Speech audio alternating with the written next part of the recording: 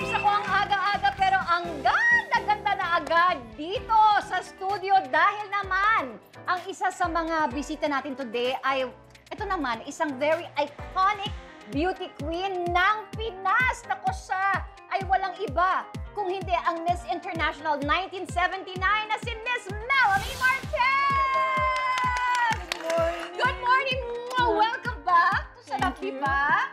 At syempre, maraming magaganap today kasi may makikilala na naman tayong dalawang Beauty and the Beshi tandems at isa ka sa uupong judges, Miss Melanie. Pero bago tayo magsimula, ipagluto naman muna natin sila. Okay. Mag-share tayo ng isang masarap na recipe. Ito po ay ang napakadaling chicken asado. So, kakailanganin natin syempre ng manok.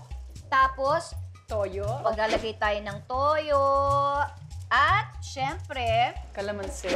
ibababad natin to for siguro mga 30 minutes. Eto na. So, Miss Melanie, habang minamarinate natin ito, magigisa na tayo. Okay. So, unahin natin ang sibuyas. Tapos, babawang natin para sabay sila. Tama. Pagkatapos niyan, ilalagay na natin yung manok. Mas okay kasi pag may buto, diba, Miss Melanie? Yes, Kasi masarap. mas malasa siya. Correct. Tapos, lagyan natin ng konti. Lagyan natin ng konti Yes. nito. Okay, after that, ilagay na natin Tomato ang tomato paste. Yes. Miss Melanie, okay lang ba? Ayan, Ilagay oh. ko na yung Lagay ating mo. dried basil. Yes. And then, ilagay na rin natin yung ating brown sugar. Yes. At maglalagay tayo ng dahon ng laurel.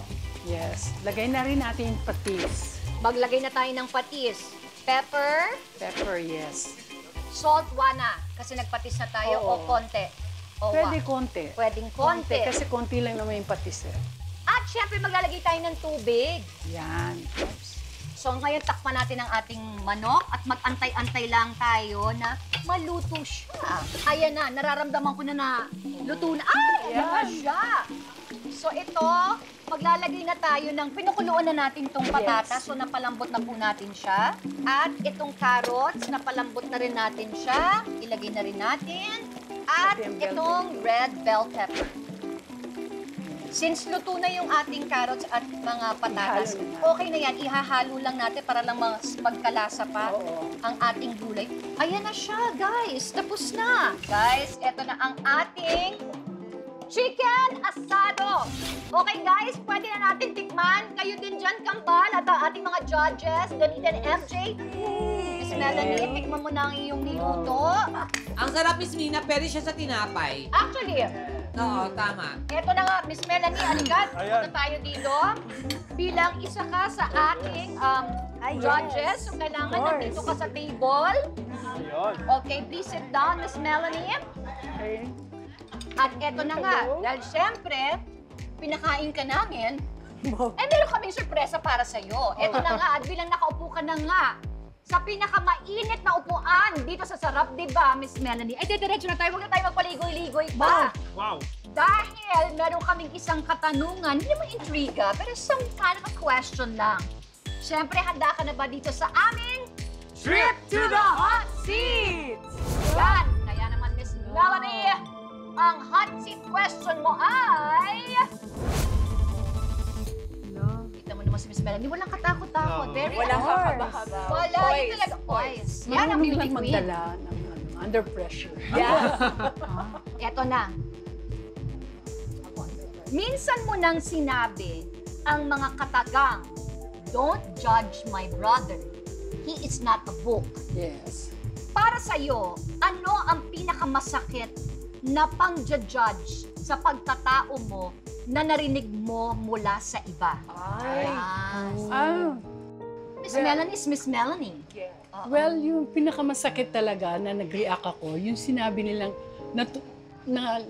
natulog ako sa mga judge. Well, kaya ako nanalo ng Miss International. Well, in fact, mga judges, mga conservative old ladies.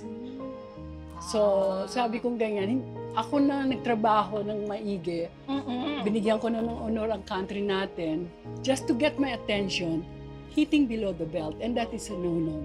Sakit nga naman yun, diba? Pinaghirapan mo yung title na yun. Exactly. Nagdala ka ng karangalan sa Pilipinas. Tama. Tapos yung pa sinabi. Yes.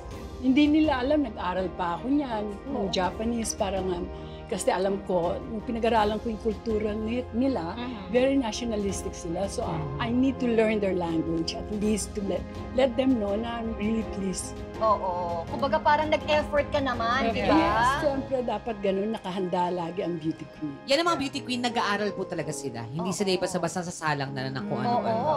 So yun pala ang pinakamasakit na ano. Yes, paratangin ka na hindi totoo. Oo. That's bad. Oo. Okay, yun lang. Thank you so much, Miss Melanie Marquez. Thank you.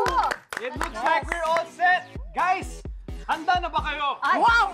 Eto na, kapit na. Dahil after the break, ipapakilala na natin ang ating dalawang beauty and the beshi tandem. yes, rampahan na sa pagbabalik ng Sarap Diba!